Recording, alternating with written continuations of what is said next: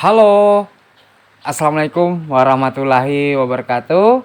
Selamat berjumpa lagi dengan Kak Madi di pagi ini ya, adik-adik, teman-teman semua.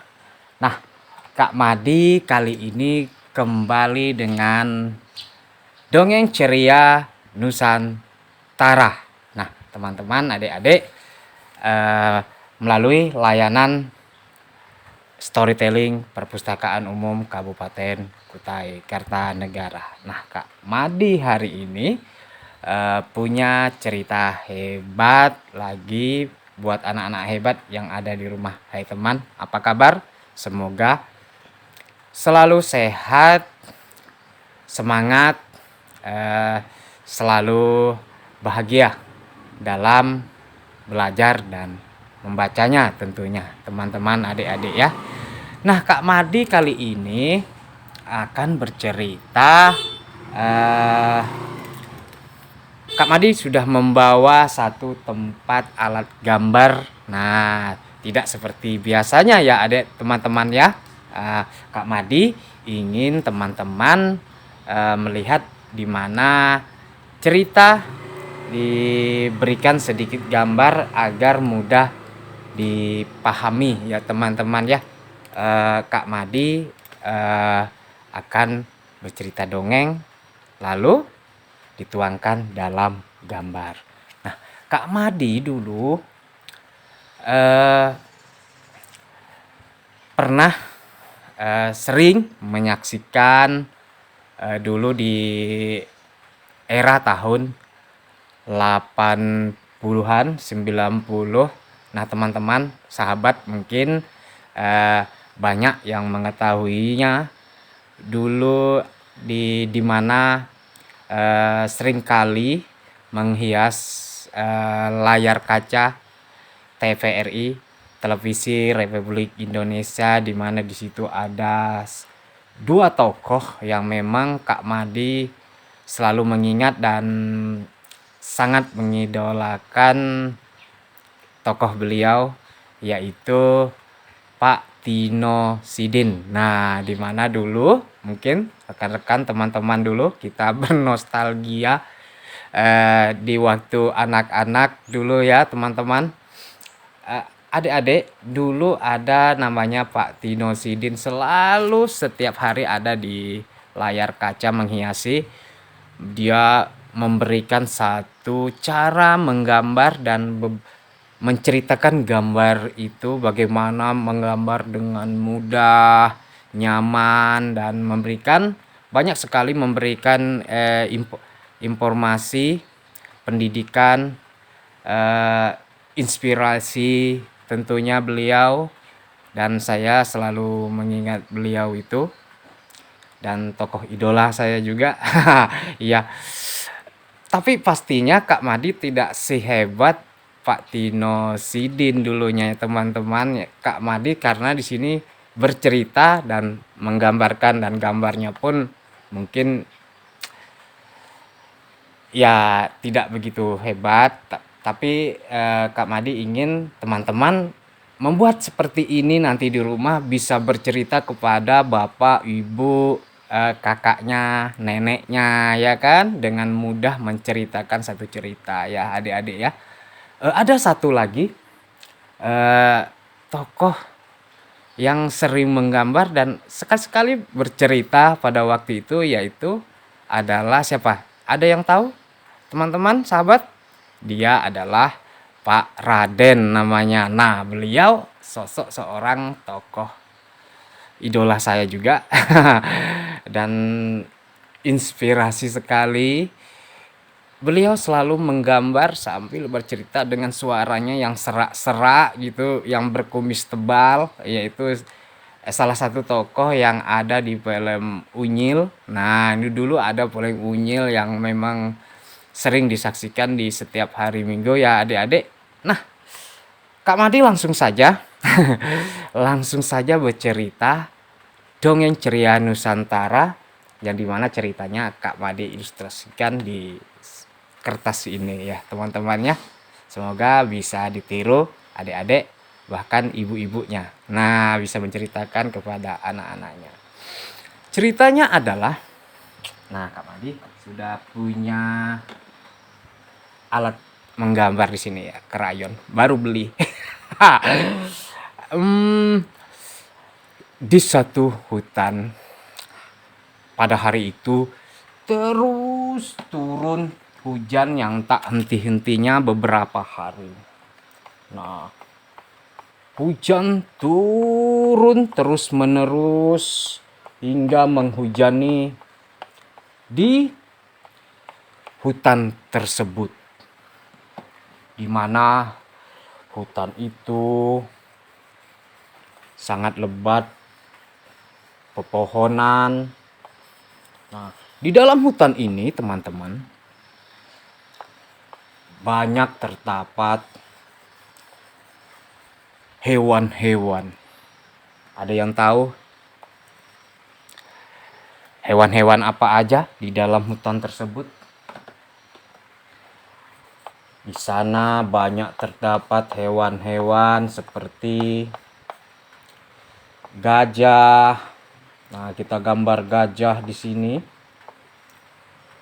Tahu suara gajah seperti apa, adik-adik?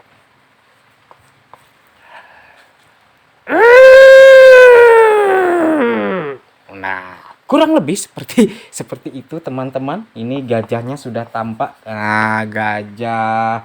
Di situ ada hewan kelinci. Nah, hewan kelinci. Dan kalau biasanya di saat hari hujan terjadilah bolongan-bolongan yang ada di atas tanah, hingga bolongan-bolongan itu juga berada di pohon-pohon berlubang, hingga kawanan nyamuk pun datang. Dengan cepat nyamuk, nah ini nyamuk berkembang biak di antara lubang-lubang yang terkena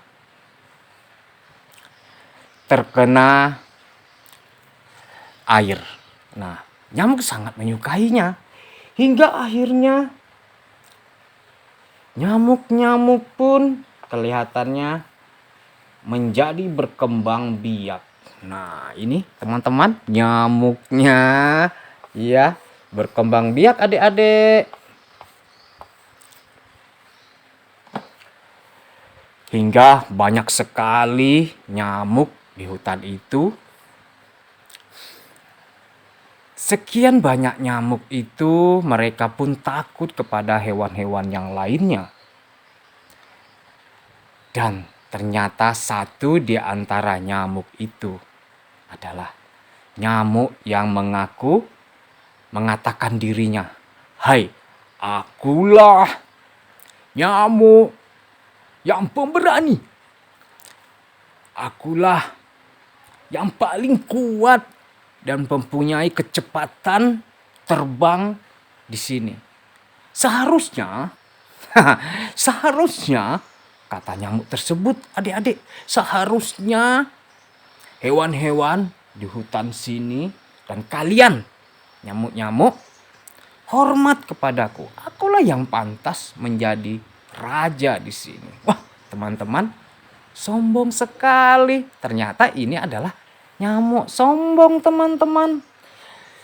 Dia selalu merendahkan nyamuk-nyamuk yang lainnya, adik-adik. Nggak boleh ya, teman-teman, seperti ini. Tahukah, teman-teman, kesombongan. Nah, ini kesombongan bisa merugikan diri kita sendiri, teman-teman. Kita bisa terjerat di dalamnya. Kesombongan hal yang tidak disukai oleh siapa, teman-teman? Oleh Tuhan Allah. Karena dahulu ada ceritanya di mana seorang makhluk ciptaan Tuhan, yaitu iblis. Dia adalah penduduk isi langit yang terhormat. Ketika itu dia diperintahkan oleh Tuhan untuk tunduk kepada nabi kita, yaitu Nabi Adam, nenek moyang kita yang pertama dulu. Lalu iblis pun tidak mau tunduk kepada Nabi Adam. Katanya, aku ini terbuat dari api.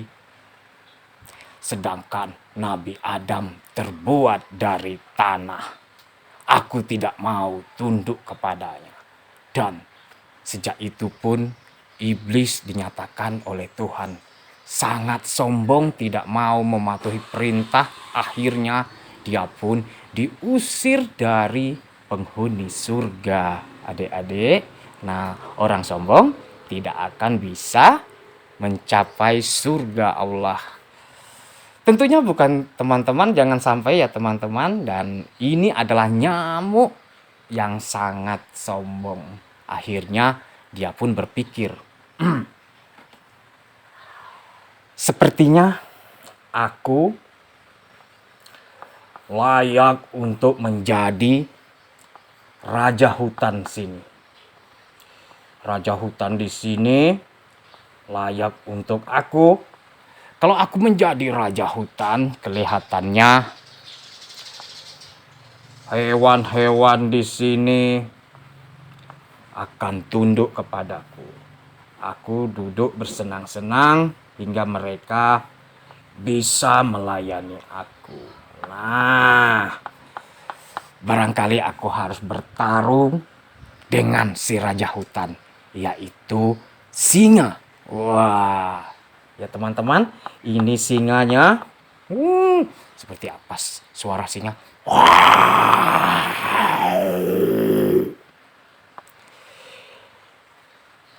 Nyamuk pun terbang mencari singa. Akhirnya singa ini pun ditemuinya. Hai singa. Nah ini singanya. Hai singa, aku mengajak engkau bertarung karena aku kelihatannya layak untuk dikatakan seorang raja di hutan ini. Aku mempunyai kegesitan dan bisa terbang. Singa, apakah engkau?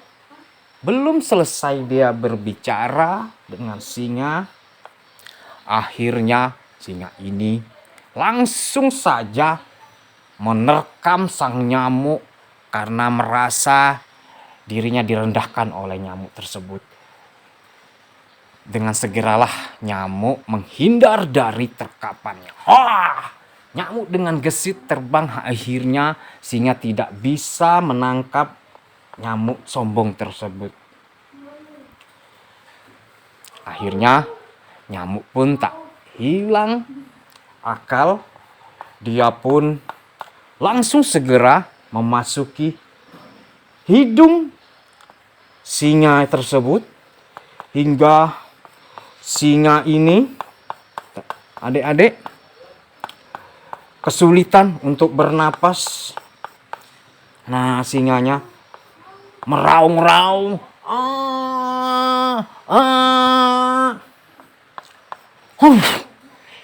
Setelah sekian lama mereka bertarung, akhirnya raja hutan ini pun merasa kelelahan.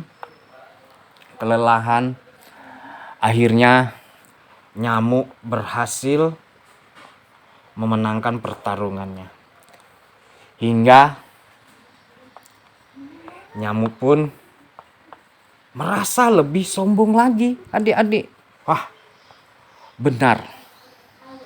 Ternyata akulah menjadi raja hutan karena singa si raja hutan sudah aku kalahkan. Adik-adik, teman-teman, dengan bangganya dia terbang meninggalkan singa pada waktu itu. Nah, terbanglah nyamuk. Nyamuk ini untuk merayakan keberhasilannya yang telah mengalahkan Mengalahkan siapa teman-teman? Harimau yang ada di hutan ini, hingga dia berkeliling untuk memberitahu semua penghuni isi hutan tersebut, sambil dengan membawa trompetnya. Nah, ini dia trompetnya. Nah,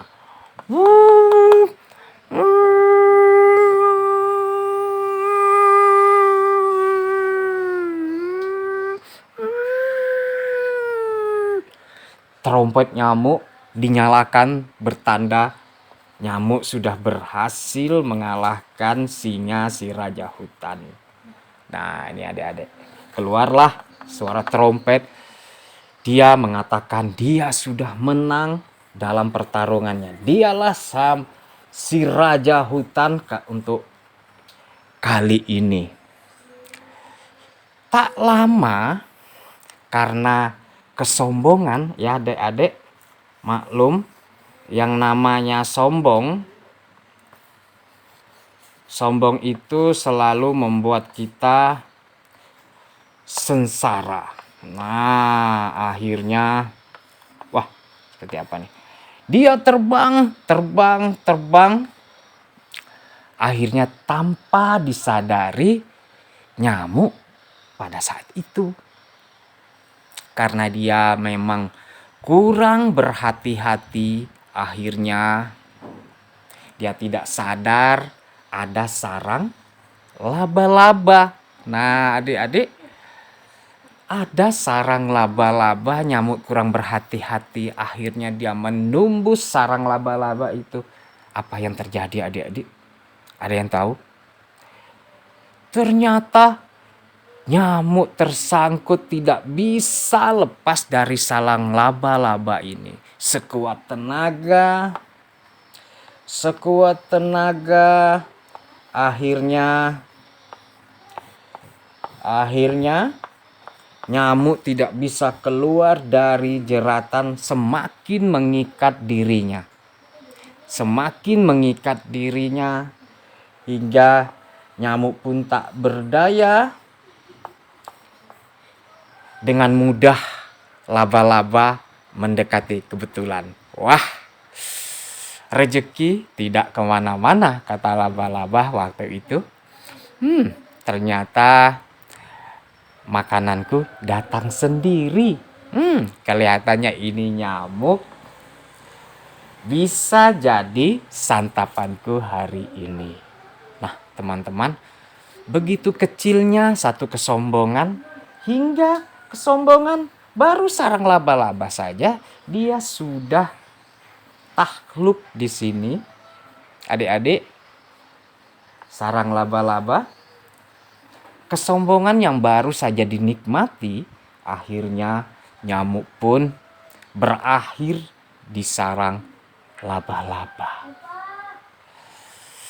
Nah, adik-adik, seperti itulah cerita dongeng ceria Nusantara kali ini, di mana nyamuk sombong berakhir di sarang laba-laba. Nah, adik-adik, seperti inilah gambar Kak Madi cerita ini, ya. Memang tidak begitu bagus, tapi teman-teman, Kak Madi yakin di rumah lebih hebat untuk membuat satu gambar dan bisa menceritakannya kepada adik, kakak, ibu, ayah, dan nenek, ya teman-teman ya. Semoga bisa bercerita, semoga selalu bisa menginspirasi teman-teman. Kak Madi akhiri cerita dongeng Kak Madi yang baru saja, yang tidak seperti biasanya. Ada pesan dari kesombongan ini, sikap sombong selalu membuat orang lupa diri. Janganlah sampai kita menjadi orang yang lupa diri, ya adik-adik. Sampai jumpa. Assalamualaikum warahmatullahi wabarakatuh. Salam literasi.